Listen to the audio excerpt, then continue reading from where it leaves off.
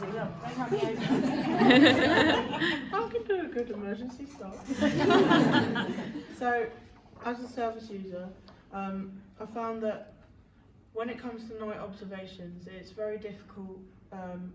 Some people like the torch being shone through the door, some people don't like it, some people find that it's safer having the door open, closed. So I've come up with these which will go on every patient's door, and they can tick what they prefer. So if they want someone to come in and in their bed space and check on them, if they prefer torch, night light, door closed, open, and then when the staff go round, they can then see what observation they prefer, and it's changeable. If they wanted one day to have it one door open and one day door closed, it's up to them, and it gives the patient more choice. So there you go. Brilliant. Next. Okay, so you've got me again because documentation is a bit of a boring subject. It's not. Nevertheless, an important one. So the idea really was to reduce the repetition and unnecessary paperwork, release time for care, reduce the bureaucracy burden, quite frankly, that's on staff, and also to look at batching. So getting rid of that batching, reducing duplication, better use of the technology that we've already got. So what we've done, so one single care plan. So who knew that people would just prefer one care plan as opposed to 5 or 6 care plans?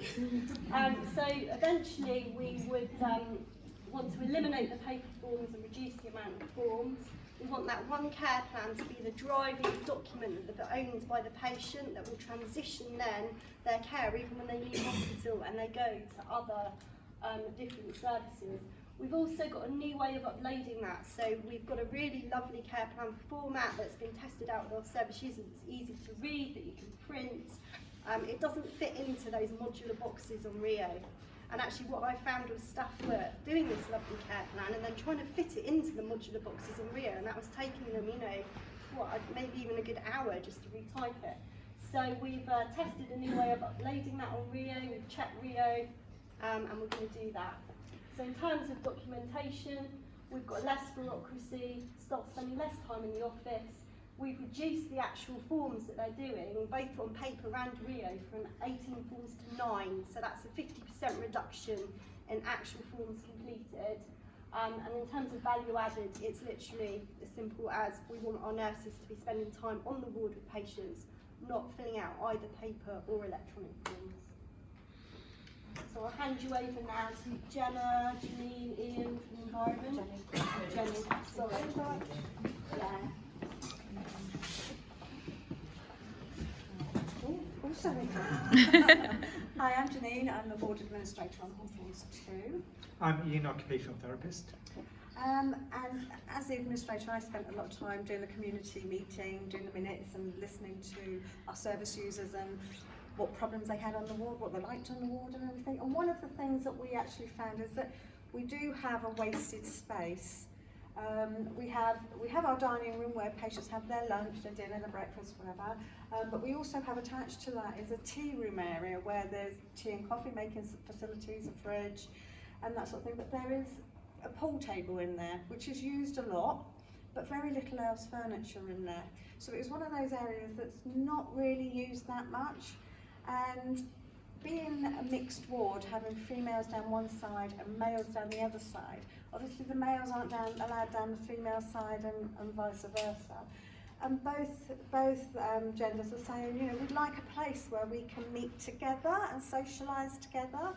And what they're doing at the moment was standing in the corridors, which was then becoming a problem for staff when there's emergencies or any issue, becoming a trip hazard to people with less mobility and stuff. So what we've identified with our service users, and Jenny's been great with this, helping us choose furniture and everything, is to make more use of our tea room, haven't we? And we've been, Went out measuring it, sort of layout and things for it. And we've looked at ideas to make this tea room not just a tea room where people can sit down and drink their tea and coffee, but to choose furniture that can actually be moved around a little bit. Obviously not stuff that can be picked up and thrown, but something that can be moved around and changed so that we can have we can use it as a therapy room as well. So we're going to get this room used more, which will then hopefully would encourage our service users off of the main corridors and into a place that's comfortable, something that's like their home lounge, where they can have meaningful therapies, where they can talk to each other. And they have choice of where they want to put the sofas, so if they wanted to move over there, they can just move things around. That's right. Choice. So also we have got a kitchen unit in there with a sink and the cupboard and everything. So we've also had a look at moving that around a little bit so it fits our space better, so that the pool table doesn't have to keep being put away, but it can, if we move the units, we can slide our pool table over, which frees up some room to move the furniture around and get people to be able to use it better.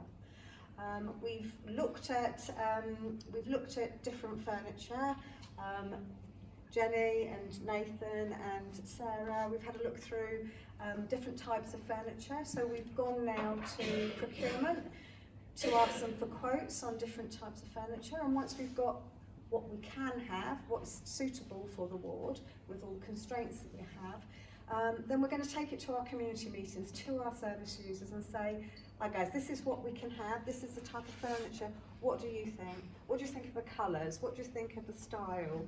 You know, let's make a decision together on what we're having, and then once we get it, they might not like any of it. In which case we might have to go back to square one and start again.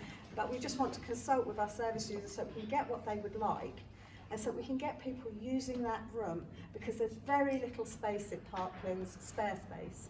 And so to have something that's being a little bit wasted like that is not a good thing, and our service users really want somewhere where they can all get together.